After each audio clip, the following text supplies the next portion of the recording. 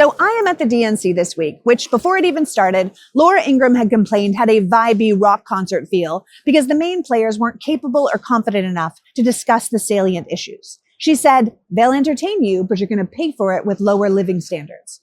Well, Laura, Democrats might not be discussing the salient issues of sharks or batteries or how great the late great Hannibal Lecter is. They might not have well-known intellectuals like Hulk Hogan or Amber Rose at their convention. But Vice President Harris has already explained the basics of her economic agenda, and that happened before the convention even started.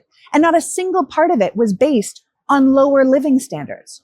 Or for that matter, communism, socialism, or Marxism. In fact, VP Harris laid out a plan that focuses on lowering the cost of living for regular Americans. She made a speech in North Carolina on August 16th that people should really go and watch, where she said her top priority would be to increase economic security for Americans. A plan that includes tax cuts for the middle class, lower housing costs, an end to price gouging by corporations who charge us hand over fist, call it inflation, and then rake in record profits. We all know prices went up during the pandemic when the supply chains failed, but when those problems improved, our prices remained high.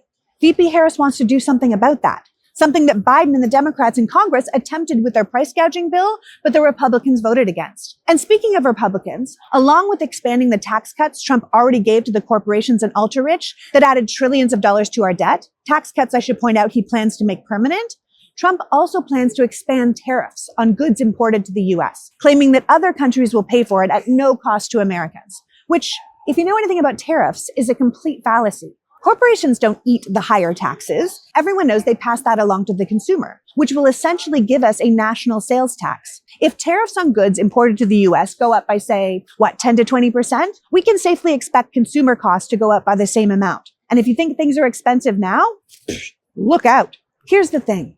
I'm here. This convention does have a good vibe, but that's not because of the guests or the performers. It's because everyone is hopeful things can get better and they're willing to work for it. And they see that hope in each other and in the candidates. There are people from all walks of life here, all colors and creeds, all parts of America, and we all belong. The Democratic Party has been very clear that there is no right kind of American. There is just Americans. And Americans deserve an economic plan that looks out for all of us. And personally, I think that's something worth celebrating. So maybe, Laura, if you're complaining about it, you can just take your sour grapes somewhere else.